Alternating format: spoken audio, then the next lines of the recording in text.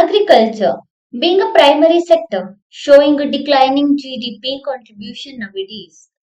We can say it around 14 to 18% of the India's GDP, which means primary sector, secondary sector, and tertiary sector ಅನ್ನ ತಗೊಂಡ್ರೆ agriculture is the primary sector which is contributing just 14 to 18% of the GDP compared to other two sectors. But it is not a constant. ಕಡಿಮೆ ಕೂಡ ಆಗುವಂತಹ chances ಇದೆ, ಕಡಿಮೆ ಕೂಡ ಆಗ್ತಿದೆ. ಕಳೆದ ವರ್ಷವನ್ನ ತಗೊಂಡ್ರೆ ಈ ವರ್ಷ ಕೂಡ ಡಿಕ್ಲೈನ್ ಆಗ್ತಾ ಇದೆ. Being a primary sector, it provides livelihood to large portion of the society. ಇನ್ನ ನಮ್ಗೆ ಸ್ವಾತಂತ್ರ್ಯ ಬಂದಾಗ ಅಗ್ರಿಕಲ್ಚರ್ ಕಾಂಟ್ರಿಬ್ಯೂಷನ್ ಆಲ್ಮೋಸ್ಟ್ ಅರೌಂಡ್ 52% ಇತ್ತು. ಇವಾಗ ಕಂಪೇರ್ ಮಾಡ್ಕೊಂಡ್ರೆ ಇವಾಗ ಜಸ್ಟ್ 14 to 18% ಅಂತ ಹೇಳ್ತಿದ್ದೀನಲ್ವಾ, ಬಟ್ ಅವಾಗ ನೋಡ್ಕೊಂಡ್ರೆ 52% ಇತ್ತು ಆನ್ ಅನ್ ಆವ್ರೇಜ್, ಅಥವಾ ಅರೌಂಡ್ ಅಂತ ತಗೊಂಡ್ರೆ 52%. ಸೊ ಈಗ ಬಟ್ ಆಗ 52% ಇದ್ರೂ ಕೂಡ ಫುಡ್ ಸ್ಕ್ಯಾರ್ಸಿಟಿ ಬಹಳ ಇತ್ತು, ಫುಡ್ ಸೆಕ್ಯೂರಿಟಿ ಇಶ್ಯೂಸ್ ತುಂಬಾ ಇರ್ತಿತ್ತು. The major problem we faced is a food scarcity. ಅದಕ್ಕೋಸ್ಕರ ನಾವು ಬೇರೆ ಬೇರೆ ದೇಶಗಳನ್ನ ಕೂಡ ಹೆಲ್ಪ್ ನ ಕೇಳಿದ್ವಿ. ಅದಾದ್ಮೇಲೆ 5-year ಪ್ಲಾನ್ ತಗೊಂಡ್ಬಂದ್ವಿ ಅಗ್ರಿಕಲ್ಚರಲ್ ಸೆಕ್ಟರ್ ನ ರಿಫಾರ್ಮ್ ಮಾಡೋದಕ್ಕೆ. ಫಸ್ಟ್ 5-year ಪ್ಲಾನ್ ಅಲ್ಲಿ ಮೇಜರ್ ಸ್ಟೆಪ್ಸ್ ಗಳನ್ನ ತಗೊಳ್ತಾ ಹೋದ್ವಿ. ಗ್ರೀನ್ ರೆವಲ್ಯೂಷನ್ ನ ತಗೊಂಡ್ ಬಂದ್ವಿ. ಐ ಯೀಲ್ಡಿಂಗ್ ವೆರೈಟಿ ಆಫ್ ಸೀಡ್ಸ್ ಅನ್ನ ಇಂಟ್ರೊಡ್ಯೂಸ್ ಮಾಡಿದ್ವಿ. ಕರೆಕ್ಟ್ ಅಲ್ವಾ? ಎಲ್ಲ ಸ್ಟೆಪ್ಸ್ ಗಳನ್ನ ಯಾಕೆ ತಗೊಳ್ತಾ ಬಂದ್ವಿ? ಯಾಕೆ ಅಂತ ಹೇಳಿದ್ರೆ ನಮ್ಮ ಭಾರತದಲ್ಲಿ ಇದ್ದಂತಹ ಫುಡ್ ಸ್ಕ್ಯಾರ್ಸಿಟಿಯನ್ನ ರಿಡ್ಯೂಸ್ ಮಾಡಿ ಅವೈಲಬಿಲಿಟಿ ಆಫ್ ದ ಫುಡ್ ನ ಇನ್ಕ್ರೀಸ್ ಮಾಡೋದಕ್ಕೋಸ್ಕರ ಈ ಸ್ಟೆಪ್ಸ್ ಗಳನ್ನ ತಗೊಂಡ್ ಬರ್ತೀವಿ ಸ್ವಾತಂತ್ರ್ಯ ಆದ ನಂತರ. ಸೊ ಈಗ ಮೇಜರ್ಲಿ ಫುಡ್ ಸೇಫ್ಟಿ ಅನ್ನೋದು ಪ್ರತಿಯೊಂದು ದೇಶಗಳಿಗೂ ಕೂಡ ಇಂಪಾರ್ಟೆಂಟ್ ಆಗುತ್ತೆ. Especially if we improve food safety, ಯಾವುದೇ ದೇಶ ಆಗಿರ್ಬೋದು, ಫುಡ್ ಸೇಫ್ಟಿಯನ್ನ ನಾವು ಇಂಪ್ರೂವ್ ಮಾಡ್ಕೊಂಡ್ರೆ ಆಬ್ವಿಯಸ್ಲಿ ಆ ದೇಶದ ಲಿವ್ಲಿಹುಡ್ ಇಂಪ್ರೂವ್ ಆಗುತ್ತೆ, ಹೆಲ್ತ್ ಸೆಕ್ಟರ್ ಇಂಪ್ರೂವ್ ಆಗುತ್ತೆ, ಹಾಗೆ ಪವರ್ಟಿ ರಿಡಕ್ಷನ್ ಆಗುತ್ತೆ, ಎಕನಾಮಿಕ್ ಗ್ರೋತ್ ಆಗುತ್ತೆ, ಎಕನಾಮಿಕ್ ಡೆವಲಪ್ಮೆಂಟ್ ಆಗುತ್ತೆ, ಎಂಪ್ಲಾಯ್ಮೆಂಟ್ ಜನರೇಷನ್ ಆಗುತ್ತೆ. ಇದರಿಂದ ದೇಶದ GDP ಕೂಡ ಇಂಪ್ರೂವ್ ಆಗುತ್ತೆ. ಸೊ ಫುಡ್ ಸೇಫ್ಟಿ ಅನ್ನೋದು ತುಂಬಾನೇ ಇಂಪಾರ್ಟೆಂಟ್. ಬಟ್ ಫುಡ್ ಸೇಫ್ಟಿ ಅನ್ನೋದು ನಾವು ತಿನ್ನುವಾಗ ಮಾತ್ರ ಇರಬಾರ್ದು, ಪ್ಲೇಟ್ ಅಲ್ಲಿ ಮಾತ್ರ ಇರಬಾರ್ದು. ಫುಡ್ ಸೇಫ್ಟಿ ಅನ್ನೋದು ಫಾರ್ಮ್ ಇಂದ ಪ್ಲೇಟ್ ತನಕ ಕೂಡ ಫುಡ್ ಸೇಫ್ಟಿಯನ್ನ ನಾವು ಮೈಂಟೈನ್ ಮಾಡ್ತಾನೆ ಬರ್ಬೇಕು. ಭಾರತದಲ್ಲಿ ಫುಡ್ ಸೇಫ್ಟಿ ಹೇಗಿದೆ ಅಂತ ಹೇಳಿ ಡಿಸ್ಕಸ್ ಮಾಡೋಣ. ಹಾಗೆ ಈ ಫುಡ್ ಸೇಫ್ಟಿಯನ್ನ ಎನ್ಶೂರ್ ಮಾಡೋದಕ್ಕೋಸ್ಕರ ಭಾರತ ಯಾವ್ದೆಲ್ಲ ಸ್ಟೆಪ್ಸ್ ಅನ್ನ ತಗೊಂಡ್ಬಂದಿದೆ ಅಂಡ್ ಅದಕ್ಕೆ ಭಾರತ ಫೇಸ್ ಮಾಡ್ತಿರುವಂತಹ ಚಾಲೆಂಜಸ್ ಏನೇನು ಎಲ್ಲದನ್ನು ಕೂಡ ಡಿಸ್ಕಸ್ ಮಾಡೋಣ. Me Brunda, welcoming you to News Navigator program of Shankar IAS Academy. So, World Health Organization ಪ್ರಕಾರ ಪ್ರತಿ ವರ್ಷ 600 ಮಿಲಿಯನ್ ಕಾಯಿಲೆಗಳು ಹಾಗೂ 4.2 lakh ಡೆತ್ ಅನ್ಸೇಫ್ ಫುಡ್ ಇಂದ ಆಗ್ತದೆ.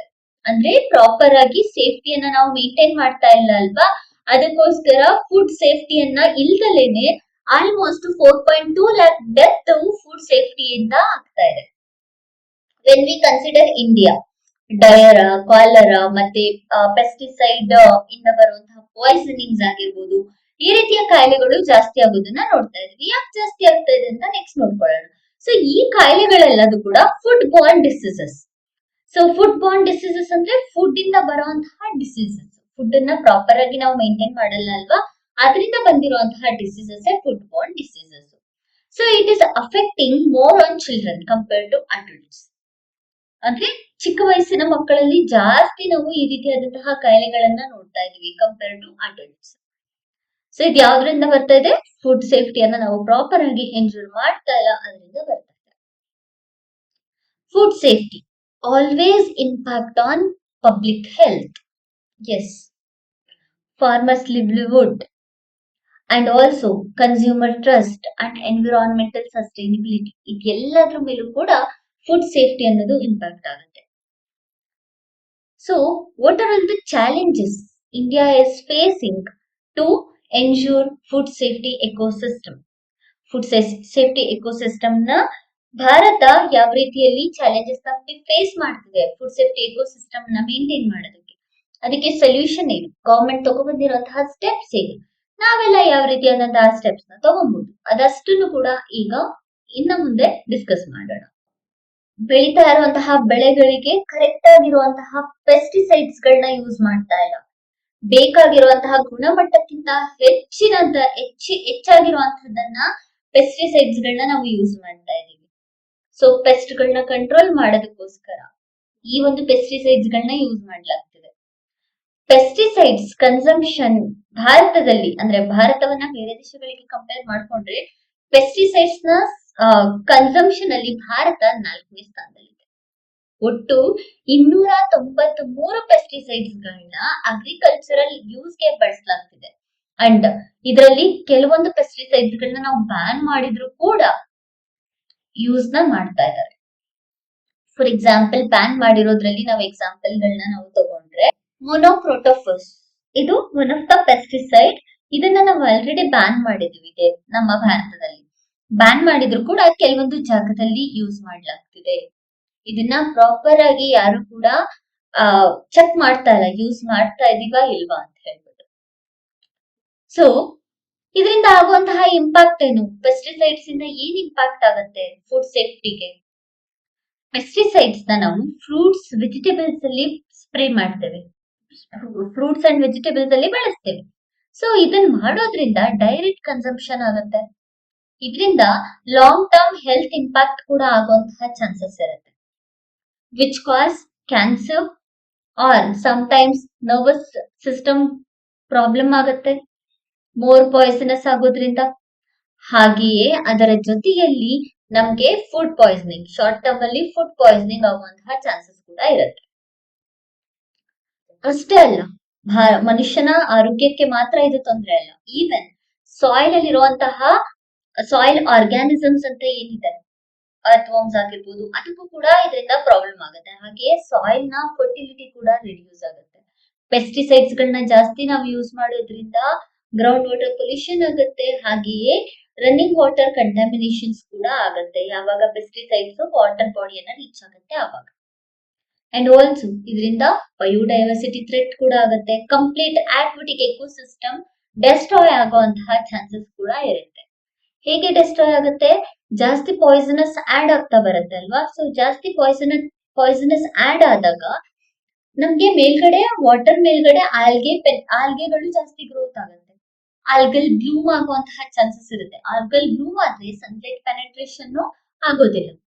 ಅದರಿಂದ ಕಂಪ್ಲೀಟ್ ಆಕ್ವಿಟಿಕ್ ಇಕೋಸಿಸ್ಟಮ್ ಡೆಸ್ಟ್ರಾಯ್ ಆಗುವಂತಹ ಚಾನ್ಸಸ್ ಇರುತ್ತೆ. ಸೊ ಇದರಿಂದ ಎಕ್ಸೆಸಿವ್ ಪೆಸ್ಟಿಸೈಡ್ಸ್ ನ ಯೂಸ್ ಮಾಡೋದ್ರಿಂದ ಏನ್ ಪ್ರಾಬ್ಲಮ್ ಅಂತ ಗೊತ್ತಾಗುತ್ತೆ. ಹೇಗ್ ಕಂಟ್ರೋಲ್ ಮಾಡ್ಬೋದು ಅನ್ನೋದಕ್ಕಿಂತ ಯಾರು ಕೂಡ ಇದನ್ನ ಅವಾಯ್ಡ್ ಮಾಡ್ತಾ ಇಲ್ವಾ ಅಂತ ನಾವು ನೋಡಿದ್ರೆ ಅವಾಯ್ಡ್ ಮಾಡ್ತಾ ಇದೀವಿ. ಯಾರು ಅವಾಯ್ಡ್ ಮಾಡ್ತಾ ಇದಾರೆ ಅಂತ ಹೇಳಿದ್ರೆ ಭಾರತದಲ್ಲಿ ಕೋಡೆಕ್ಸ್ ಅಥವಾ ಯುರೋಪಿಯನ್ ಯೂನಿಯನ್ ನಾರ್ಮ್ಸ್ ಗಳನ್ನ ಫಾಲೋ ಮಾಡ್ಬೇಕು ಅಂತ ಹೇಳ್ಬಿಟ್ಟು ನಾವು ಕೋಡೆಕ್ಸ್ ಗೆ ಮೆಂಬರ್ ಆಗಿ ಕೂಡ ಜಾಯಿನ್ ಆಗಿದ್ದೀವಿ. ಬಟ್ ಕೋಡೆಕ್ಸ್ ಕೊಟ್ಟಿರುವಂತಹ ಲೆವೆಲ್ಗಿಂತ ಭಾರತದಲ್ಲಿ ನಾವು ಪೆಸ್ಟಿಸೈಡ್ಸ್ ಗಳನ್ನ ಹೆಚ್ಚಾಗಿ ಯೂಸ್ ಮಾಡ್ತಾ ಇದೀವಿ. ಕೋಡೆಕ್ಸ್ ಅಲಿಮೆಂಟರೀಸ್ ಅಂದ್ರೆ ಏನು? Codex Alimentarius is a commission will set maximum residue limit MR, maximum residue limit MRL ಇದನ್ನ ಸೆಟ್ ಮಾಡಿರುತ್ತೆ. ಇದನ್ನ ಸೆಟ್ ಮಾಡಿದ್ಮೇಲೆ ಯಾವ ದೇಶಗಳು ಇಲ್ಲಿಗೆ ಮೆಂಬರ್ ಆಗಿರ್ತಾರಲ್ವಾ ಆ ದೇಶಗಳು ಇದನ್ನ ಫಾಲೋ ಮಾಡ್ಬೇಕಾಗಿರುತ್ತೆ. ಭಾರತ ಇದಕ್ಕೆ ಮೆಂಬರೇ, ಬಟ್ ಪೆಸ್ಟಿಸೈಡ್ ಲೆವೆಲ್ ನ ಮ್ಯಾಕ್ಸಿಮಮ್ ರೆಸಿಡ್ಯೂ ಲಿಮಿಟ್ ಗಿಂತ ಜಾಸ್ತಿ ಯೂಸ್ ಮಾಡ್ತಾ ಇದೆ. So how to control this pesticides problem? Organic farming ನ ಪ್ರಮೋಟ್ ಮಾಡುದು. We know how organic farming will work ಅಂತ ಹೇಳ್ಬಿಟ್ಟು, ಕರೆಕ್ಟ್ ಅಲ್ವಾ? ಸೊ ಆರ್ಗ್ಯಾನಿಕ್ ಫಾರ್ಮಿಂಗ್ ಅಲ್ಲಿ ಪೆಸ್ಟ್ ಅಟ್ಯಾಕ್ ಜಾಸ್ತಿನೇ ಆಗುತ್ತೆ ಆರ್ಗ್ಯಾನಿಕ್ ಫಾರ್ಮಿಂಗ್ ನಲ್ಲಿ ನಾವು ಕಂಪೇರ್ ಮಾಡ್ಕೊಂಡ್ರೆ. ಬಟ್ ಪೆಸ್ಟಿಸೈಡ್ಸ್ ಗಳನ್ನ ನಾವು ಯೂಸ್ ಮಾಡೋದನ್ನ ರಿಡ್ಯೂಸ್ ಮಾಡ್ತೀವಿ, ಕರೆಕ್ಟ್ ಅಲ್ವಾ? ಅದ್ರ ಬದಲು ಬೇರೆ ಬೇರೆ ಟೆಕ್ನಿಕ್ಸ್ ನ ಯೂಸ್ ಮಾಡ್ಬಿಟ್ಟು ಪೆಸ್ಟ್ ಅಟ್ಯಾಕ್ ಅನ್ನ ಅವಾಯ್ಡ್ ಮಾಡಬಹುದು instead of using chemicals. So organic farming ನ ಪ್ರಮೋಟ್ ಮಾಡೋದ್ರಿಂದ ನಾವು ಏನು ಎಕ್ಸೆಸಿವ್ ಪೆಸ್ಟಿಸೈಡ್ಸ್ ಇಂದ ಪ್ರಾಬ್ಲಮ್ ಆಗ್ತಿದೆ ಅಲ್ವಾ ಅದನ್ನ ಅವಾಯ್ಡ್ ಮಾಡಬಹುದು. And also integrated pest management ನ ಪ್ರಮೋಟ್ ಮಾಡ್ಬೇಕಾಗತ್ತೆ. ಇದರಲ್ಲಿ ರೈತರಿಗೆ ಟ್ರೈನಿಂಗ್ ಕೊಡ್ಬೇಕಾಗತ್ತೆ ಅಂಡ್ ಆಲ್ಸೋ ಎಜುಕೇಶನ್ ನ ಪ್ರೊವೈಡ್ ಮಾಡ್ಬೇಕಾಗುತ್ತೆ. ಬಿಕಾಸ್ ರೈತರಿಗೆ ಬೇಕಾದಂತಹ ಎಜುಕೇಶನ್ ಮತ್ತೆ ಅವೇರ್ನೆಸ್ ಇಲ್ಲದೇನೆ ಈ ರೀತಿಯಾದಂತಹ ಪ್ರಾಬ್ಲಮ್ ಆಗ್ತಿದೆ. ಸೊ ಯಾರು ಕೂಡ ಅವ್ರಿಗೆ ಹೇಳ್ತಾ ಇಲ್ಲ ಪೆಸ್ಟಿಸೈಡ್ಸ್ ನ ಇಷ್ಟೇ ಲಿಮಿಟ್ ಅಲ್ಲಿ ಯೂಸ್ ಮಾಡಿ, ಇದು ಮ್ಯಾಕ್ಸಿಮಮ್, ಅದಕ್ಕಿಂತ ಹೆಚ್ಚಾಗಿ ಯೂಸ್ ಮಾಡಬಹುದು ಅಂತ ಯಾರು ಕೂಡ ಅವ್ರಿಗೆ ಟ್ರೈನಿಂಗ್ ನ ಕೊಡ್ತಾ ಇಲ್ಲ. So first we have to train the primary sector employers, correct ಅಲ್ವಾ? ಸೊ ಪ್ರೈಮರಿ ಸೆಕ್ಟರ್ ಎಂಪ್ಲಾಯರ್ಸ್ ಅಂತಂದ್ರೆ ಅಗ್ರಿಕಲ್ಚರ್ ಫೀಲ್ಡ್ ಅಲ್ಲಿ ಇರುವಂತಹ ರೈತರಿಗೆ, ಅವ್ರಿಗೆ ನಾವು ಟ್ರೈನಿಂಗ್ ನ ಕೊಟ್ರೆ ಇದೆಲ್ಲದೂ ಕೂಡ ಪ್ರಾಪರ್ ಆಗಿ ಮೇಂಟೈನ್ ಮಾಡೋದಕ್ಕೆ ಈಸಿ ಆಗುತ್ತೆ. And also food safety standard authority of India, FSSAI ಅಂತ ಹೇಳಿ ಕರಿತೀವಲ್ವಾ, ಅದು ಕೂಡ ರೆಗ್ಯುಲೇಟ್ ಮಾಡ್ಬೇಕು ಇದನ್ನ ಭಾರತದಲ್ಲಿ. FSSAI ನ ನಾವು ಸ್ಟ್ರೆಂಥನ್ ಮಾಡಿದ್ರೆ ಪೆಸ್ಟಿಸೈಡ್ಸ್ ಅಟ್ಯಾಕ್ ಆಗ್ತಿದೆಯಲ್ವಾ, ಅದನ್ನ ಅವಾಯ್ಡ್ ಮಾಡಕ್ಕೆ ಹೆಲ್ಪ್ ಆಗುತ್ತೆ. And insecticides act 1968, insecticides act 1968 ಅನ್ನ ಎಸ್ಟಾಬ್ಲಿಷ್ ಮಾಡಲಾಗಿದೆ. ಸೊ ಇದನ್ನ ಮಾಡಿ ಪೆಸ್ಟಿಸೈಡ್ಸ್ ಇಂಪ್ಯಾಕ್ಟ್ ಮತ್ತೆ ಮ್ಯಾನುಫ್ಯಾಕ್ಚರಿಂಗು, ಯೂಸೇಜು, ಮತ್ತೆ ಎಷ್ಟು ಸ್ಕೇಲ್ ಪ್ರೊಡಕ್ಷನ್ಸ್ ಆಗ್ತಿದೆ, ಟ್ರಾನ್ಸ್ಪೋರ್ಟೇಷನ್ ಎಷ್ಟಾಗ್ತಿದೆ, ಇದೆಲ್ಲದನ್ನು ಕೂಡ ನಾವು ರೆಗ್ಯುಲೇಟ್ ಮಾಡೋದಕ್ಕೆ ಈ ಒಂದು ಇನ್ಸೆಕ್ಟಿಸೈಡ್ಸ್ ಆಕ್ಟ್ 1968 ನ ಎಸ್ಟಾಬ್ಲಿಷ್ ಮಾಡಿದೀವಿ. ಅಂಡ್ ಗವರ್ಮೆಂಟ್ ಅನುಪಮ ವರ್ಮಾ ಕಮಿಟಿಯನ್ನ ಫಾರ್ಮ್ ಮಾಡಿತ್ತು.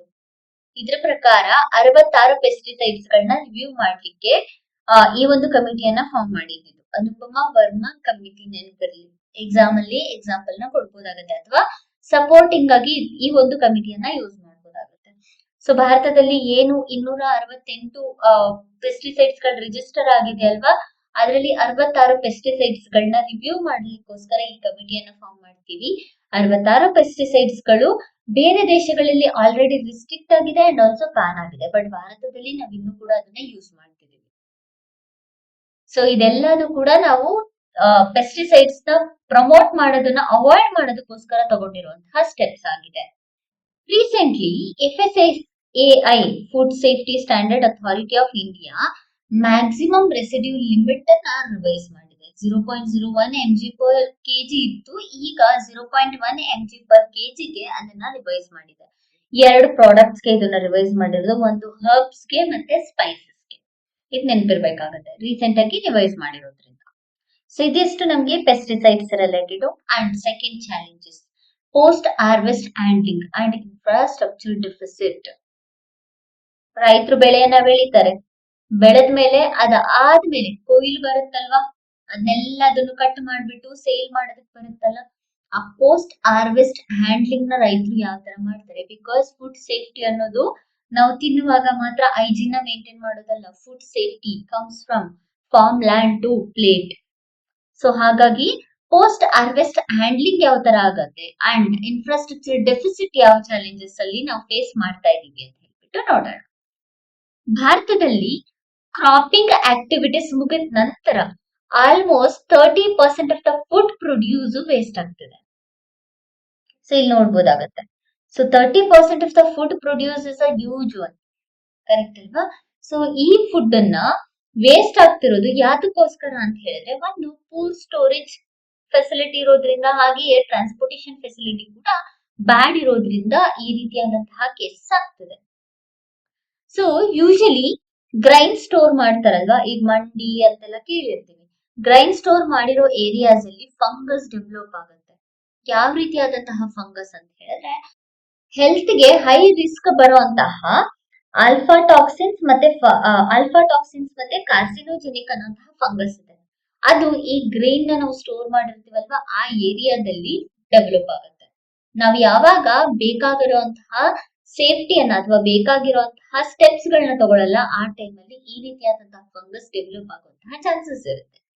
ನಂತರ ಕೋಲ್ಡ್ ಸ್ಟೋರೇಜ್ ಎಷ್ಟಿದೆ ಭಾರತದಲ್ಲಿ? ಕೋಲ್ಡ್ ಸ್ಟೋರೇಜ್ ಅಥವಾ ಕೋಲ್ಡ್ ಸ್ಟೋರೇಜ್ ಅಲ್ಲಿ ಎಷ್ಟು ಪ್ರಾಡಕ್ಟ್ಸ್ ಗಳನ್ನ ನಾವು ಇಡ್ತಾ ಇದೀವಿ, ಕರೆಕ್ಟ್ ಅಲ್ವಾ? ಸೊ ಕೋಲ್ಡ್ ಸ್ಟೋರೇಜ್ ಫೆಸಿಲಿಟಿ ಭಾರತದಲ್ಲಿ ಇಲ್ಲ. ಅಂಡ್ ಆಲ್ಸೋ ಅಷ್ಟೇ ಅಲ್ಲ, ಹೈಜೀನ್ ಮೇಂಟೆನೆನ್ಸ್, ನಾವು ಹೈಜೀನ್ ಮೇಂಟೈನ್ ಮಾಡ್ತಿಲ್ಲ. ಹಾಗೆಯೇ ಈ ಗೋಡೌನ್ಸ್ ಅಲ್ಲೂ ಕೂಡ ಪೆಸ್ಟ್ ಅಟ್ಯಾಕ್ ನ ಸಂಖ್ಯೆ ಜಾಸ್ತಿ ಆಗ್ತಿದೆ. ಈಗ ಚಿಕ್ಕ ಚಿಕ್ಕ APMC ಹತ್ರ ಎಲ್ಲ ಹೋದ್ರೆ ನಾವು ಅಲ್ಲಿ ರ್ಯಾಟ್ಸ್ ಆಗಿರ್ಬೋದು ಅಥವಾ ಬೇರೆ ಬೇರೆ ಕೀಟಗಳು ಓಡಾಡ್ತಿರೋದನ್ನ ನಾವು ನೋಡ್ಬೋದಾಗುತ್ತೆ. ಇದರಿಂದ ಫುಡ್ ಹಾಳಾಗ್ತಾ ಇದೆ, ಏನು ನಾವು ಗ್ರೋ ಮಾಡಿ ತಗೊಂಡ್ಬರ್ತಿದೀವಲ್ವಾ, ಅದು ಹಾಳಾಗ್ತಾ ಇದೆ. ಸೊ ಹಾಗಾಗಿ ಅದಕ್ಕೂ ಕೂಡ ನಾವು ಪ್ರಾಪರ್ ಆಗಿರುವಂತಹ ಸ್ಟೆಪ್ಸ್ ಗಳನ್ನ ತಗೊಬೇಕಾಗತ್ತೆ. ಇದೆಲ್ಲ ಕಾರಣದಿಂದ ನಮ್ಗೆ ಫುಡ್ ಸೇಫ್ಟಿ ಪ್ರಾಬ್ಲಮ್ ಭಾರತದಲ್ಲಿ ನಾವು ಫೇಸ್ ಮಾಡ್ತಾ ಇದೀವಿ. ಸೊ ಬಿಗ್ ಫಾರ್ಮರ್ಸ್ ಗೆ ಸಿಗುವಂತಹ ಫೆಸಿಲಿಟೀಸ್ ವೈ ಸ್ಮಾಲ್ ಫಾರ್ಮರ್ಸ್ ಮತ್ತೆ ಮಾರ್ಜಿನಲ್ ಫಾರ್ಮರ್ಸ್ ಗೆ ಸಿಗ್ತಾ ಇಲ್ಲ. ಅವ್ರಿಗೆ ಸಬ್ಸಿಡೀಸ್ ಪ್ರಾಪರ್ ಆಗಿ ಸಿಗ್ತಾ ಇಲ್ಲ, ಅವೇರ್ನೆಸ್ ಇಲ್ಲ, ಎಜುಕೇಶನ್ ಇಲ್ಲ. ಇದೆಲ್ಲ ಬಿಗ್ ಫಾರ್ಮರ್ಸ್ ಗೆ ಸಿಗ್ತಿದೆ, ಸ್ಮಾಲ್ ಫಾರ್ಮರ್ಸ್ ಗೆ ಮತ್ತೆ ಮಾರ್ಜಿನಲೈಸ್ಡ್ ಫಾರ್ಮರ್ಸ್ ಗೆ ಇದು ಪ್ರಾಬ್ಲಮ್ ಆಗ್ತಿದೆ. How to avoid this problem? So cold storage ಫೆಸಿಲಿಟಿಯನ್ನ ಇನ್ಕ್ರೀಸ್ ಮಾಡಬೇಕು. ಆಬ್ವಿಯಸ್ಲಿ ಕೋಲ್ಡ್ ಸ್ಟೋರೇಜ್ ಫೆಸಿಲಿಟಿಯನ್ನ ಇನ್ಕ್ರೀಸ್ ಮಾಡಬೇಕು ಅಂತಂದ್ರೆ ಪಬ್ಲಿಕ್ ಪ್ರೈವೇಟ್ ಪಾರ್ಟ್ನರ್ಶಿಪ್ ಬರಬೇಕು. ಪಬ್ಲಿಕ್ ಪ್ರೈವೇಟ್ ಪಾರ್ಟ್ನರ್ಶಿಪ್ ಬಂದು ಕೋಲ್ಡ್ ಸ್ಟೋರೇಜ್ ಗೆ ಇನ್ವೆಸ್ಟ್ಮೆಂಟ್ ಗೋಸ್ಕರ ಪ್ರೈವೇಟ್ ಹತ್ರ ನಾವು ಪಾರ್ಟ್ನರ್ಶಿಪ್ ನ ಮಾಡ್ಕೊಳ್ಳೇಬೇಕಾಗತ್ತೆ. And also modern warehouse ಗಳನ್ನ ನಾವು ಪ್ರಾಪರ್ ಆಗಿ ಮೇಂಟೈನ್ ಮಾಡ್ಬೇಕು. ಅಂಡ್ ಯಾವ ರೀತಿ ಮೇಂಟೈನ್ ಮಾಡ್ಬೇಕು ಅಂತ ಹೇಳ್ಬಿಟ್ಟು ಅಲ್ಲಿ ಇರುವಂತಹ ಜನಗಳಿಗೆ ಟ್ರೈನಿಂಗ್ ನ ಕೊಡ್ಬೇಕಾಗತ್ತೆ. ಅಲ್ಲಿ ಮೇಂಟೈನ್ ಮಾಡುವಂತಹ ಸ್ಟಾಫ್ ಗಳಿಗೆ ಟ್ರೈನಿಂಗ್ ನ ಕೊಡ್ಬೇಕಾಗತ್ತೆ. Along with that artificial intelligence, internet of thing. ಈಗಿನ ಜನರೇಷನ್ ಆರ್ಟಿಫಿಷಿಯಲ್ ಇಂಟೆಲಿಜೆನ್ಸ್ ಮೇಲೆ ಡಿಪೆಂಡ್ ಆಗಿದೀವಿ, ಕರೆಕ್ಟ್ ಅಲ್ವಾ? ಸೊ ಇದ್ರಲ್ಲೂ ಕೂಡ ನಾವು ಆರ್ಟಿಫಿಷಿಯಲ್ ಇಂಟೆಲಿಜೆನ್ಸ್ ಮತ್ತೆ ಇಂಟರ್ನೆಟ್ ಆಫ್ ಥಿಂಗ್ಸ್ ಗಳನ್ನ ತರಬಹುದಲ್ವಾ? ಸೊ ಯೂಸೇಜ್ ನ ನಾವು ಜಾಸ್ತಿ ಮಾಡಿದ್ರೆ ಸ್ಟೋರೇಜ್ ಅಲ್ಲಿ ಆಗ್ತಿರುವಂತಹ ಪ್ರಾಬ್ಲಮ್ಸ್ ಅದನ್ನ ಡಿಜಿಟೈಸ್ ಮಾಡೋದಕ್ಕೆ ಹೆಲ್ಪ್ ಆಗತ್ತೆ. ನಾವು ಎಷ್ಟು ಫುಡ್ ವೇಸ್ಟ್ ಆಗ್ತಿದೆ ಅಂತ ಟ್ರೇಸ್ ಮಾಡೋದಕ್ಕೆ ಟ್ರೇಸಬಲ್ ಟೂಲ್ಸ್ ಗಳನ್ನ ಯೂಸ್ ಮಾಡೋದಕ್ಕೂ ಕೂಡ artificial intelligence and internet of things use ಆಗುತ್ತೆ. Next, third challenge, food adulteration. What is food adulteration? FSSAI ಪ್ರಕಾರ almost 68% of the milk samples, ಭಾರತದಲ್ಲಿ 68% of the milk sample adulteration ಆಗ್ತದೆ. Adulteration ಅಂತ ಹೇಳಿದ್ರೆ intentionally food ಕ್ವಾಲಿಟಿಯನ್ನ reduce ಮಾಡೋದು by adding harmful substances. ಇದನ್ನ adulteration ಅಂತ ಹೇಳಿ ಕರಿತೀವಿ. ಸೊ ಭಾರತದಲ್ಲಿ almost 68% of the milk sample ಈ ಅಡಲ್ಟ್ರೇಷನ್ ಪ್ರೋಸೆಸ್ ಇಂದ ಮೂವ್ ಆಗ್ತಾ ಇದೆ. ಸೊ ಮಿಲ್ಕ್ ಅಲ್ಲಿ ಯಾವ ರೀತಿಯಾದಂತಹ ಪ್ರಾಡಕ್ಟ್ಸ್ ಗಳನ್ನ ಮಿಕ್ಸ್ ಮಾಡ್ತಿದ್ದಾರೆ ಅಂತ ಹೇಳಿದ್ರೆ ಇಲ್ಲಿ ನೋಡ್ಬೋದು, ಯೂರಿಯಾ, ಸ್ಟಾರ್ಚ್, ಡಿಟರ್ಜೆಂಟ್ಸ್ ಈ ತರದನ್ನ ಕಂಟಾಮಿನೇಷನ್ಸ್ ನ ಆಡ್ ಮಾಡ್ತಿದ್ದಾರೆ. ಆಬ್ವಿಯಸ್ಲಿ ಈ ಮೂರು ಕೂಡ ಹೆಲ್ತ್ ಇಶ್ಯೂಸ್ ನ ಇನ್ಕ್ರೀಸ್ ಮಾಡುತ್ತೆ. ಬರೀ ಮಿಲ್ಕ್ ಇನ್ ಡಾಟಾ ಅಷ್ಟೇ ಅಲ್ಲ, ಮಿಲ್ಕ್ ಇನ್ ಡಾಟಾ ಹೇಳಿದೆ, ಬಟ್ ಅದರ ಜೊತೆಗೆ ಟರ್ಮರಿಕ್, ಅರಿಶಿನ, ಅದರಲ್ಲೂ ಕೂಡ ಮೆಟನಿಲ್ ಎಲ್ಲೋವನ್ನ ಯೂಸ್ ಮಾಡ್ತಾ ಇದ್ದಾರೆ. ನಾವು ಅಡಿಗೆಗೆ ಬಳಸ್ತಾ ಇದೀವಲ್ಲ ಅರಿಶಿನ, ಅದರಲ್ಲಿ. ನಂತರ ಮಸ್ಟರ್ಡ್ ಆಯಿಲ್, ಅದರಲ್ಲಿ ಅರ್ಜಮನ್ ಆಯಿಲ್ ಅನ್ನ ಯೂಸ್ ಮಾಡ್ತಾ ಇದ್ದಾರೆ. ಸ್ಪೈಸಸ್ ಅಂಡ್ ಸ್ವೀಟ್ಸ್, ನಾವೇನ್ ಸ್ಪೈಸಸ್ ಅಂಡ್ ಸ್ವೀಟ್ಸ್ ನ ಯೂಸ್ ಮಾಡ್ತಿದೀವಲ್ಲ, ಅದರಲ್ಲಿ ಆರ್ಟಿಫಿಷಿಯಲ್ ಕಲರ್ಸ್ ಮತ್ತೆ ಲೋ ಕ್ವಾಲಿಟಿ ಆಯಿಲ್ಸ್ ಗಳನ್ನ ಹೆಚ್ಚಾಗಿ ಯೂಸ್ ಮಾಡ್ತಿದ್ದಾರೆ. ಇದು ಕೂಡ ಫುಡ್ ಅಡಲ್ಟ್ರೇಷನ್. ಸೊ ಇತ್ತೀಚೆಗೆ ಗೋಬಿ ಮಂಚೂರಿಯಲ್ಲಿ ಕಲರ್ ಆಡ್ ಮಾಡೋದಕ್ಕೆ ಕರ್ನಾಟಕದಲ್ಲಿ ಇಶ್ಯೂ ಇತ್ತು, ಅದನ್ನ ಕಲರ್ಸ್ ನ ಬ್ಯಾನ್ ಮಾಡ್ಲಾಯ್ತು.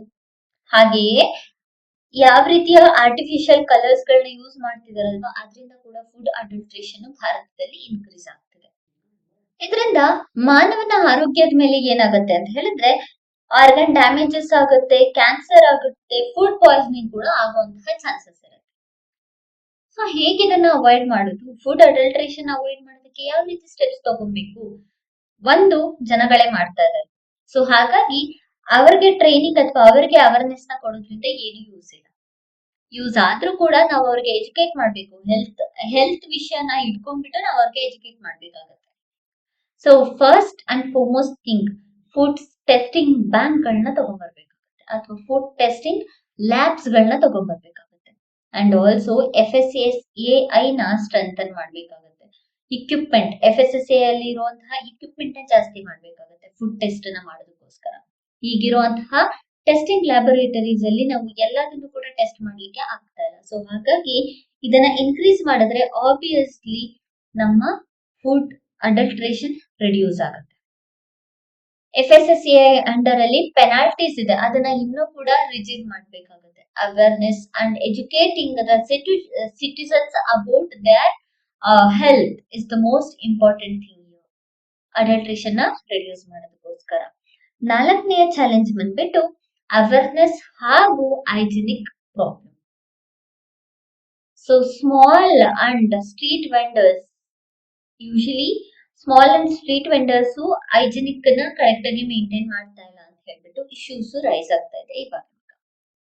ಅಂಡ್ ಆಲ್ಸೋ ಎಸ್ಪೆಷಲಿ ಕೊಡುವಂತಹ ಸ್ಟ್ಯಾಂಡರ್ಡ್ಸ್ ಗಳನ್ನ ಹೈಜಿನಿಕ್ ಪ್ರೋಟೋಕಾಲ್ಸ್ ಗಳನ್ನ ಕರೆಕ್ಟ್ ಆಗಿ ಫಾಲೋ ಮಾಡ್ತಾ ಇಲ್ಲ. ಈವನ್ ಇನ್ ವಾಷಿಂಗ್ ಅಥವಾ ಮೇಂಟೆನೆನ್ಸ್ ಅಲ್ಲಿ ಆಗಿರ್ಬೋದು, ಅಥವಾ ಅವರು ಇರುವಂತಹ ಜಾಗದಲ್ಲಿ ಆಗಿರ್ಬೋದು, ಇದೆಲ್ಲದನ್ನು ಕೂಡ ಇರುವಂತಹ ಹೈಜಿನಿಕ್ ಪ್ರೋಟೋಕಾಲ್ಸ್ ನ ಕರೆಕ್ಟ್ ಆಗಿ ಮೇಂಟೈನ್ ಮಾಡ್ತಾ ಇಲ್ಲ.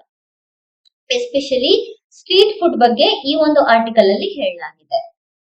Food transmission diseases compare to other sector ನಮ್ಗೆ ಜಾಸ್ತಿ ಆಗ್ತಾ ಇರೋದು ಎದ್ರಲ್ಲಿ ಸ್ಟ್ರೀಟ್ ವೆಂಡರ್ಸ್ ಇದಾರಲ್ವಾ, ಅದ್ರಲ್ಲಿ ನಮ್ಗೆ ಫುಡ್ ಪ್ರಾಬ್ಲಮ್ ಅಥವಾ ಫುಡ್ ಡಿಸೀಸ್ ಟ್ರಾನ್ಸ್ಮಿಷನ್ ಜಾಸ್ತಿ ಆಗ್ತಿದೆ. ಇದಕ್ಕೋಸ್ಕರ ಮಾಸ್ ಅವೇರ್ನೆಸ್ ಕ್ಯಾಂಪೇನ್ಸ್ ಗಳನ್ನ ತರಬೇಕಾಗುತ್ತೆ. ಲೈಕ್ ನಾವು ಮಾಡಿದ್ವಲ್ವಾ ಈಟ್ ರೈಟ್ ಇಂಡಿಯಾ, ಹಾಗೆಯೇ food safety food safety report ಗಳನ್ನ ಕೊಡ್ಬೇಕಾಗತ್ತೆ ಅವ್ರಗಳಿಗೆ. ಅಂಡ್ ಎವ್ರಿ ಇಯರ್ ಚೆಕ್ ಮಾಡ್ಬೇಕಾಗತ್ತೆ and huge ಪೆನಾಲ್ಟಿಯನ್ನ ತಗೊಬೇಕಾಗತ್ತೆ.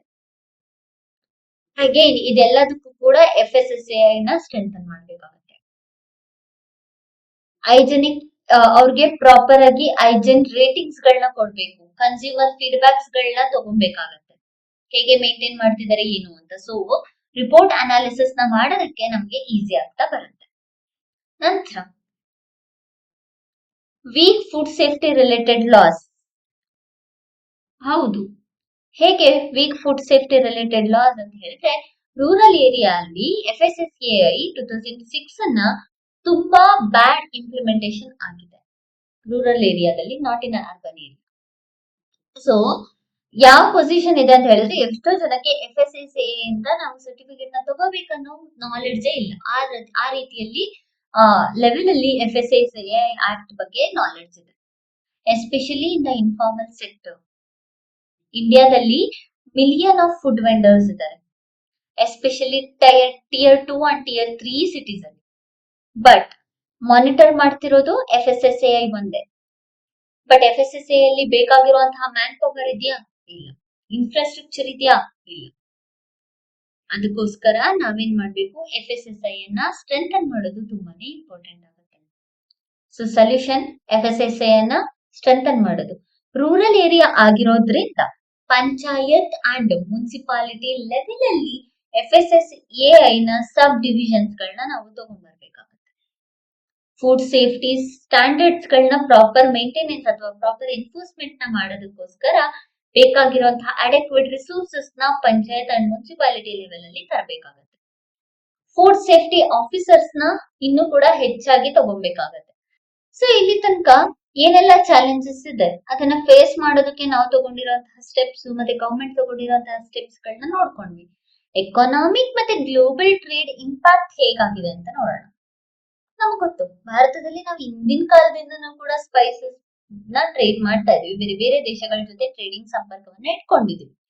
Food safety better ಆಗಿದ್ರೆ ಎಕ್ಸ್ಪೋರ್ಟ್ ಬೆಟರ್ ಆಗತ್ತೆ, ನಮ್ಮ ದೇಶದ ಎಕನಾಮಿಕ್ ಆಕ್ಟಿವಿಟಿ ಇನ್ಕ್ರೀಸ್ ಆಗುತ್ತೆ, ನಮ್ಮ ದೇಶ ಬೇರೆ ದೇಶಗಳ ಜೊತೆ ಕಾಂಪೀಟ್ ಮಾಡೋದಕ್ಕೆ ಹೆಲ್ಪ್ ಆಗುತ್ತೆ. ಕರೆಕ್ಟ್ ಅಲ್ಲ? ಎಸ್ಪೆಷಲಿ ಸ್ಪೈಸಸ್, ಸೀ ಫುಡ್ ಮತ್ತೆ ಬಾಸ್ಮತಿ ರೈಸ್ ಗಳು ಹೈ ಲೆವೆಲ್ ಮಾರ್ಕೆಟ್ ಅಲ್ಲಿ ರಿಜೆಕ್ಟ್ ಆಗ್ತಿದೆ ಭಾರತದಲ್ಲಿ. ಯಾತಕ್ಕೋಸ್ಕರ ರಿಜೆಕ್ಟ್ ಆಗ್ತದೆ? Due to adulteration, that is a contamination. ಇದರಿಂದ ಭಾರತದಲ್ಲಿ ಬಾಸ್ಮತಿ ರೈಸ್, ಸ್ಪೈಸಸ್ ಮತ್ತೆ ಸೀ ಫುಡ್ ಗಳು ರಿಜೆಕ್ಟ್ ಆಗ್ತದೆ.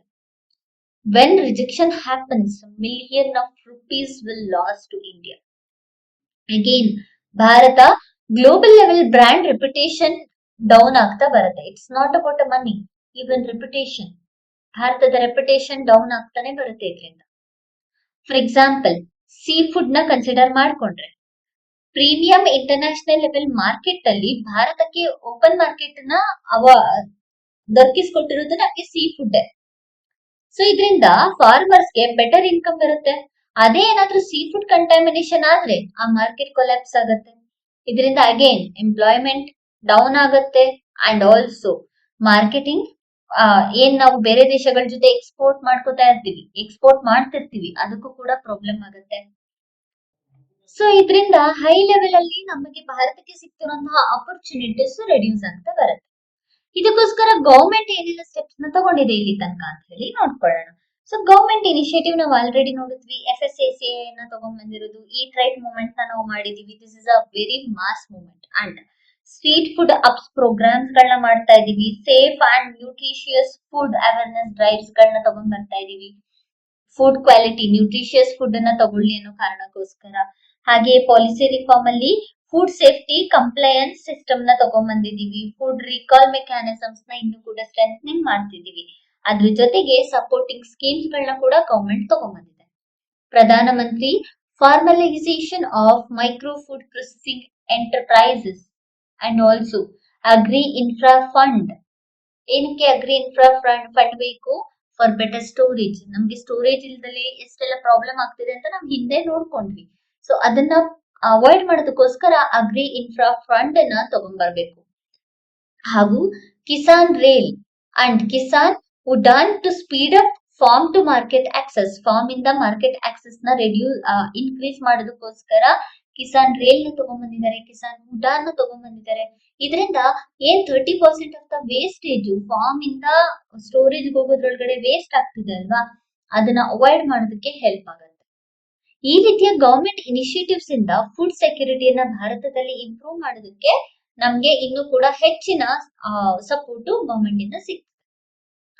ಇನ್ನು ಕೆಲವು ಚಾಲೆಂಜಸ್ ಗಳನ್ನ ನೋಡ್ಕೊಂಡ್ರೆ, ಮೊದಲನೇದಾಗಿ ಫ್ರಾಗ್ಮೆಂಟೆಡ್ ಸಪ್ಲೈ ಚೈನ್. ಭಾರತದಲ್ಲಿ ನಾವು ಅಗ್ರಿಕಲ್ಚರ್ ಸಿಸ್ಟಮ್ ಅಲ್ಲಿ ಒಂದು ಬೆಳೆಯನ್ನ ಬೆಳೆದ್ರೆ ಅದು ಮಾರ್ಕೆಟ್ ಹೋಗೋ ತನಕ ತುಂಬಾ ಇಂಟರ್ಮೀಡಿಯರೀಸ್ ಬರ್ತಾರೆ. ನಾವ್ ಇಲ್ಲಿ ತನಕ ಇಂಟರ್ಮೀಡಿಯರೀಸ್ ಬಗ್ಗೆ ಮಾತಾಡಿಲ್ಲ, which leads to more risk and also contamination. So middle mans ಜಾಸ್ತಿ ಬರ್ತಿದ್ದಾರೆ ಅಂತಂದ್ರೆ ಆಬ್ವಿಯಸ್ಲಿ ಮೋರ್ ಕಂಟಾಮಿನೇಷನ್ಸ್ ಆಗ್ತಾ ಇರುತ್ತೆ. ಇನ್ನ ಮಂಡೀಸ್, ಆಲ್ರೆಡಿ ಮಂಡೀಸ್ ಬಗ್ಗೆ ಗೊತ್ತಿದೆ, ಮಂಡೀಸ್ ಬಗ್ಗೆ ಮಾತಾಡಿದ್ವಿ. ಮಂಡಿಯಲ್ಲಿ ಮೇಂಟೆನೆನ್ಸ್ ಕರೆಕ್ಟ್ ಆಗಿ ಇರೋದಿಲ್ಲ. ಬರೀ ಮೇಂಟೆನೆನ್ಸ್ ಅಷ್ಟೇ ಅಲ್ಲ, ಫುಡ್ ಸ್ಪಾಯಿಲೇಜಸ್ ಜಾಸ್ತಿ ಇರುತ್ತೆ, ಅಡಲ್ಟ್ರೇಷನ್ ಜಾಸ್ತಿ ಆಗ್ತಾ ಇರುತ್ತೆ. ಇದರಿಂದ ಕೂಡ ಫುಡ್ ಪ್ರೊಸೆಸಿಂಗ್, ಫುಡ್ ಸೇಫ್ಟಿಗೆ ಥ್ರೆಟ್ ಆಗ್ತಾ ಇದೆ. ಅಷ್ಟೇ ಅಲ್ಲ, ಎಕಾನಾಮಿಕ್ ಕನ್ಸ್ಟ್ರೈಂಟ್ಸ್ ನ ನಾವು ನೋಡ್ಕೊಂಡ್ರೆ, ಮಾರ್ಜಿನಲೈಸ್ಡ್ ಮತ್ತೆ ಲೋ ಇನ್ಕಮ್ ಫಾರ್ಮರ್ಸ್ ಇರ್ತಾರಲ್ವಾ, ಅವ್ರಿಗೆ ಫಿನಾನ್ಷಿಯಲ್ ಪ್ರಾಬ್ಲಮ್ ಮತ್ತೆ ಮಿಡಲ್ ಮ್ಯಾನ್ ಮೇಲೆ ಜಾಸ್ತಿ ಡಿಪೆಂಡ್ ಆಗಿರೋದನ್ನ ನೋಡ್ಬೋದಾಗುತ್ತೆ. ಫುಡ್ ಸೇಫ್ಟಿ ಮೆಷರ್ ಅನ್ನ ತಗೊಳಕ್ಕೆ ಪ್ರಾಬ್ಲಮ್ ಆಗುತ್ತೆ. ಅಷ್ಟೇ ಅಲ್ಲ, ಸ್ಮಾಲ್ ಅಂಡ್ ಮಾರ್ಜಿನಲ್ ಫಾರ್ಮರ್ಸ್ ಗೆ ಸ್ಟೋರೇಜ್, ಕ್ವಾಲಿಟಿ ಮೇಂಟೆನೆನ್ಸ್ ಮತ್ತೆ ಟೆಕ್ನಾಲಜಿ ಯೂಸೇಜ್ ಈ ರೀತಿಯಾದಂತಹ ಅವೇರ್ನೆಸ್ ಮತ್ತೆ ಟ್ರೈನಿಂಗ್ ಇಲ್ಲ. ಇನ್ನ ಇನ್ಫ್ರಾಸ್ಟ್ರಕ್ಚರ್ ಗ್ಯಾಪ್, ಇದ್ರ ಬಗ್ಗೆ ನಾವು ಆಲ್ರೆಡಿ ಮಾತಾಡಿದ್ವಿ. ಇನ್ಫ್ರಾಸ್ಟ್ರಕ್ಚರ್ ಗ್ಯಾಪ್ ಭಾರತದಲ್ಲಿ 200ಕ್ಕಿಂತ ಕಡಿಮೆ ಫುಡ್ ಟೆಸ್ಟಿಂಗ್ ಲ್ಯಾಬೊರೇಟರೀಸ್ ಇದೆ. ಕೋಲ್ಡ್ ಸ್ಟೋರೇಜ್ ಇಲ್ಲ. ಕೋಲ್ಡ್ ಸ್ಟೋರೇಜ್ ನ ನಾವು ನೋಡ್ಕೊಂಡ್ರೆ ಲೆಸ್ ದನ್ 10% ಪೆರಿಷಬಲ್ ಗೂಡ್ಸ್ ಗಳನ್ನ ಸ್ಟೋರ್ ಮಾಡೋದಕ್ಕೆ ಅಷ್ಟೇ ನಮ್ಮ ಹತ್ರ ಕೋಲ್ಡ್ ಸ್ಟೋರೇಜ್ ಇದೆ. Less than 10%, which is too less. ಅದು ಕೂಡ ಪೆರಿಷಬಲ್ ಪ್ರಾಡಕ್ಟ್ಸ್ ಗಳನ್ನ ಸ್ಟೋರ್ ಮಾಡೋದಕ್ಕೋಸ್ಕರ ಇರುವಂತದ್ದು. So which resulting in high post harvest losses and food contaminations. Correct ಅಲ್ಲ? Next, high food adulteration and more pesticides. As we discussed above, more export rejections ಆಗ್ತಿದೆ. Almost $15 to $20 billion ಭಾರತಕ್ಕೆ loss ಆಗ್ತಿದೆ ಇದರಿಂದ. So we already discussed what are all the government initiatives and how to avoid this, correct alva? So what needs to be done hangare? First thing, farmer education. ನೀವು way forward ಅಲ್ಲಿ ಬರಿಬಹುದು ಇದನ್ನ. Farmer education and good agricultural practices. Educating through ಕೃಷಿ ವಿಜ್ಞಾನ ಕೇಂದ್ರ ಕೇಳಿರ್ತೀರಾ, and NGOs, ಕೆಲವೊಂದು NGOs ಗೆ ಅವ್ರಿಗೆ ಹೇಳ್ಕೊಟ್ರೆ ಅವರು ಕೂಡ ಹೋಗಿ ಎಜುಕೇಟ್ ಮಾಡ್ತಾರೆ ಫಾರ್ಮರ್ಸ್ ಗೆ. And also safe pesticides use. ಅದಕ್ಕೆ ಇತ್ತೀಚೆಗೆ ಮಾಸ್ಕ್ ಅನ್ನ ತಗೊಂಡ್ಬಂದಿದ್ದಾರೆ, ಅದನ್ನು ಕೂಡ ಯೂಸ್ ಮಾಡಬಹುದು ಪೆಸ್ಟಿಸೈಡ್ಸ್ ಇಂದ ಹೆಲ್ತ್ ಇಶ್ಯೂಸ್ ಅನ್ನ ಅವಾಯ್ಡ್ ಮಾಡೋದಕ್ಕೋಸ್ಕರ. ನೆಕ್ಸ್ಟ್, ನ್ಯಾಚುರಲ್ ಫಾರ್ಮಿಂಗ್ ಮತ್ತೆ ಆರ್ಗ್ಯಾನಿಕ್ ಫಾರ್ಮಿಂಗ್ ಅನ್ನ ಪ್ರಮೋಟ್ ಮಾಡುದು ಬೈ ಎಕ್ಸ್ಪ್ಯಾಂಡಿಂಗ್ ಸ್ಕೀಮ್ಸ್ ಲೈಕ್, ಯಾವ್ದೆಲ್ಲ ಇದೆ ಸ್ಕೀಮ್ಸ್? ಪರಂಪರಾಗತ್ ಕೃಷಿ ವಿಕಾಸ್ ಯೋಜನಾ, PKVY ಅಂತ ಹೇಳಿ ಕರಿತೀವಿ, ಅಂಡ್ ಭಾರತೀಯ ಪ್ರಕೃತಿ ಕೃಷಿ ಪದ್ಧತಿ. ಈ ರೀತಿಯಾದಂತಹ ಸ್ಕೀಮ್ಸ್ ಗಳನ್ನ ನಾವು ಪ್ರಮೋಟ್ ಮಾಡೋದ್ರಿಂದ ನ್ಯಾಚುರಲ್ ಫಾರ್ಮಿಂಗ್ ಮತ್ತೆ ಆರ್ಗ್ಯಾನಿಕ್ ಫಾರ್ಮಿಂಗ್ ನ ಎಕ್ಸ್ಪ್ಯಾಂಡ್ ಮಾಡೋದಕ್ಕೆ ಈಸಿ ಆಗುತ್ತೆ. ಆರ್ಗ್ಯಾನಿಕ್ ಫಾರ್ಮಿಂಗ್ ಅಲ್ಲಿ ಸಬ್ಸಿಡೀಸ್ ನ ಕೊಡ್ತಾ ಇದ್ದಾರೆ. This will improve the sustainable development in India. Biodiversity increase ಆಗುತ್ತೆ. ನೆಕ್ಸ್ಟ್, ಕೋಲ್ಡ್ ಚೈನ್ ಲಾಜಿಸ್ಟಿಕ್ಸ್ ಗಳನ್ನ ಇಂಪ್ರೂವ್ ಮಾಡಬೇಕು. ಫುಡ್ ಟೆಸ್ಟಿಂಗ್ ಲ್ಯಾಬೊರೇಟರೀಸ್ ಮೇಲೆ ಇನ್ವೆಸ್ಟ್ ಮಾಡಬೇಕು. ಅದಕ್ಕೋಸ್ಕರ ಪ್ರೈವೇಟ್ ಪಬ್ಲಿಕ್ ಪಾರ್ಟ್ನರ್ಶಿಪ್ ಆಗಬೇಕು. APMC ಅನ್ನ ಅಪ್ಗ್ರೇಡ್ ಮಾಡಿ ಅಲ್ಲಿ ಎಂಪ್ಲಾಯರ್ಸ್ ಗೆ ಟ್ರೈನಿಂಗ್ ಅನ್ನ ಕೊಡ್ಬೇಕಾಗತ್ತೆ. ಅಷ್ಟೇ ಅಲ್ಲ, ಟ್ರಾನ್ಸ್ಪರೆನ್ಸಿಯನ್ನ ಎನ್ಹಾನ್ಸ್ ಮಾಡೋದಕ್ಕೋಸ್ಕರ ಟೆಕ್ನಾಲಜಿ ಮೇಲೆ ಇನ್ವೆಸ್ಟ್ ಮಾಡಬೇಕು. ಫಾರ್ಮ್ ಟು ಫೋಕ್ ಸಿಸ್ಟಮ್ ನ ಹೈಜಿನಿಕ್ ಆಗಿ ಅಚೀವ್ ಮಾಡೋಕೆ ಆರ್ಟಿಫಿಷಿಯಲ್ ಇಂಟೆಲಿಜೆನ್ಸ್ ಬೇಸ್ಡ್ ಟ್ರೈನಿಂಗ್ ನ ತಗೊಂಡ್ಬರ್ಬೇಕಾಗುತ್ತೆ. So artificial intelligence based tracing system ನ ತಗೊಂಡ್ಬರ್ಬೇಕಾಗುತ್ತೆ. ಆರ್ಟಿಫಿಷಿಯಲ್ ಇಂಟೆಲಿಜೆನ್ಸ್ ಅಡ್ವೈಸರಿ ಟೂಲ್ಸ್ ಗಳನ್ನ ತರಬೇಕಾಗುತ್ತೆ. ಇದರಿಂದ ಕನ್ಸ್ಯೂಮರ್ ಅವೇರ್ನೆಸ್ ಇಂಪ್ರೂವ್ ಆಗುತ್ತೆ. ಕನ್ಸ್ಯೂಮರ್ ಅವೇರ್ನೆಸ್ ಇಂಪ್ರೂವ್ ಆದ್ರೆ ಆಬ್ವಿಯಸ್ಲಿ ಫುಡ್ ಸೇಫ್ಟಿಯನ್ನ ನಾವು ಅಚೀವ್ ಮಾಡ್ತೀವಿ. ಇದನ್ನ ನೀವು ಕಂಪ್ಲೀಟ್ ವೇ ಫಾರ್ವರ್ಡ್ ಅಲ್ಲಿ ಯೂಸ್ ಮಾಡಬಹುದಾಗುತ್ತೆ. ಫುಡ್ ಸೇಫ್ಟಿ ರಿಲೇಟೆಡ್ ಏನಾದ್ರು ಕ್ವಶನ್ ಕೇಳಿ. ಅಂಡ್ ಇದೆಲ್ಲ ಆಲ್ರೆಡಿ ಡಿಸ್ಕಸ್ ಮಾಡಿದ್ವಿ. ಇದೆಲ್ಲದನ್ನು ಕೂಡ ನಾವು ಫಾಲೋ ಮಾಡ್ಕೊಂಡ್ರೆ ಆಬ್ವಿಯಸ್ಲಿ ಫುಡ್ ಸೇಫ್ಟಿಯನ್ನ ನಾವು ಫಾಲೋ ಅಚೀವ್ ಮಾಡೋದಕ್ಕೆ ಹೆಲ್ಪ್ ಆಗುತ್ತೆ. ಸೊ ಇದರಿಂದ ನಮ್ಮ ಭಾರತದ ಟ್ರಸ್ಟ್ ವರ್ತಿ ಫುಡ್ ಸಿಸ್ಟಮ್ ನ ಅಚೀವ್ ಮಾಡಕ್ಕೆ ಹೆಲ್ಪ್ ಆಗುತ್ತೆ. ಪಬ್ಲಿಕ್ ಹೆಲ್ತ್ ಇಂಪ್ರೂವ್ ಆಗುತ್ತೆ, ಫಾರ್ಮರ್ ಇನ್ಕಮ್ ಜಾಸ್ತಿ ಆಗುತ್ತೆ, ಗ್ಲೋಬಲ್ ಅಗ್ರಿಕಲ್ಚರಲ್ ಟ್ರೇಡ್ ಇನ್ಕ್ರೀಸ್ ಆಗುತ್ತೆ. ಅಷ್ಟೇ ಅಲ್ಲ, ನಮ್ಮ ಭಾರತದ ಬಯೋಡೈವರ್ಸಿಟಿ ಕೂಡ ಇನ್ನು ಕೂಡ ಪ್ರಾಪರ್ ಆಗಿ ಮೇಂಟೈನ್ ಆಗುತ್ತೆ. ಇದಿಷ್ಟು ನಮ್ಗೆ ಫುಡ್ ಸೇಫ್ಟಿ, ಭಾರತದ ಫುಡ್ ಸೇಫ್ಟಿ ರಿಲೇಟೆಡ್ ಚಾಲೆಂಜಸ್ ಯಾವ ತರ ಇದೆ, ಸೊಲ್ಯೂಷನ್ ಯಾವ ತರ ಇದೆ, ಗವರ್ಮೆಂಟ್ ಏನ್ ಇನಿಷಿಯೇಟಿವ್ಸ್ ನ ತಗೊಂಡ್ಬಂದಿದೆ, and what needs to be done that you can write in the way forward. ಇದಿಷ್ಟು ಕೂಡ ನಮಗೆ ಗೊತ್ತಾಯ್ತು. ಇದೇ ರೀತಿಯಾದಂತಹ ಹೆಚ್ಚಿನ ವಿಡಿಯೋಸ್ಗಾಗಿ ನಮ್ಮ ಚಾನೆಲ್ ನ ಶೇರ್ ಮಾಡಿ ಮತ್ತೆ ಸಬ್ಸ್ಕ್ರೈಬ್ ಮಾಡಿ. Thank you for watching.